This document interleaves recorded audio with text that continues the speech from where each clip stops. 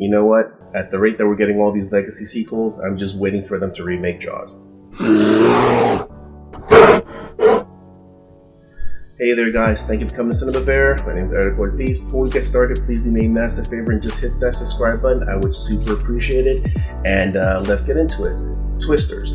Twisters is a remake slash reboot slash reimagining sequel of the original film that came out back in '96. And let's just really call it for what it is.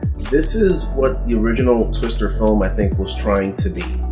This movie is a lot better than the original Twister. I was surprised, but let's break it down one thing at a time. First and foremost, it's the directing.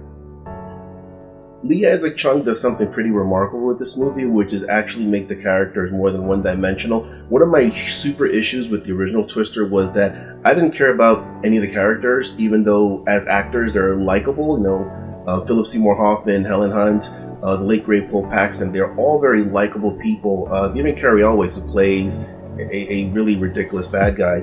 All those characters were just so basic and bland that I didn't feel anything. And in this movie, the cast is just as diverse and just as unique. However, they get their moments. And it's all through action. It's not just like, you know, you see this one character who behaves a certain way, and then by the end of the movie, they're a different person. But you see through the behaviors that they do, which I will not spoil, that they grow.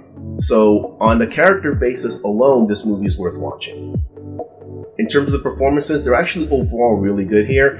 I was really concerned that Glen Powell, finding success playing Hangman in Top Gun Maverick, was going to play a variation of that character. And to be perfectly honest with you, in the first half an hour-ish of the movie, it's Hangman 2.0. He's obnoxious, he's a dick, he's like this entitled jackass.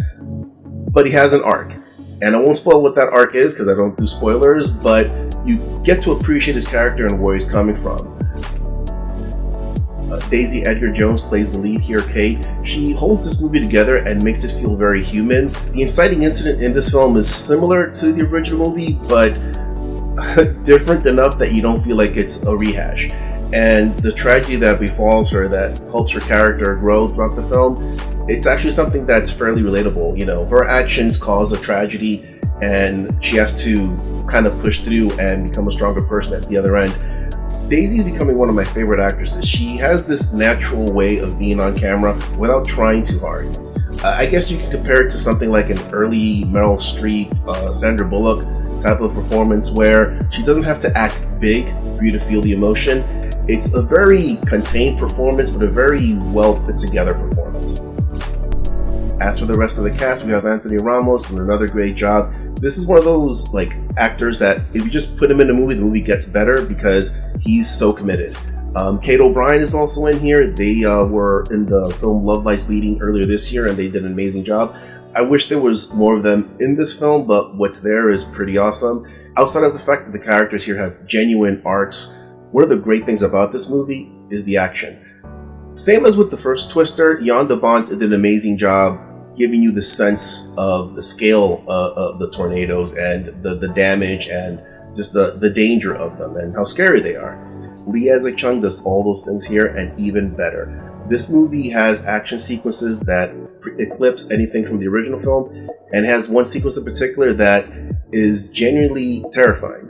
I also want to give a shout out to the sound design. I got to see this in IMAX. I will be seeing it again in Dolby and I will be seeing it again in 4DX just to, you know, get a sense of those experiences.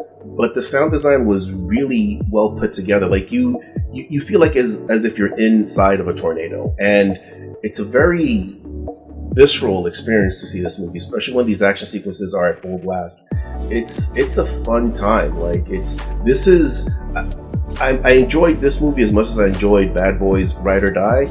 I would say this is another one of those great popcorn movies that you go into and you'll get more out of it than you expect. You'll get your action, you'll get your visual effects, but you'll also get character. So I guess what I'm trying to say is that in the end, Twisters is actually excellent.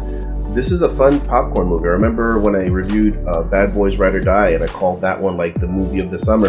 This one's up there with that experience where it's a fun time. You can just go in there and if you want a silly, huge action experience, you're going to get that. And I think you'll get a little bit more. So that's my take on Twisters, a fun film. Go check it out. See it in IMAX, in the biggest, loudest screen you can find, because this movie warrants that quite a lot.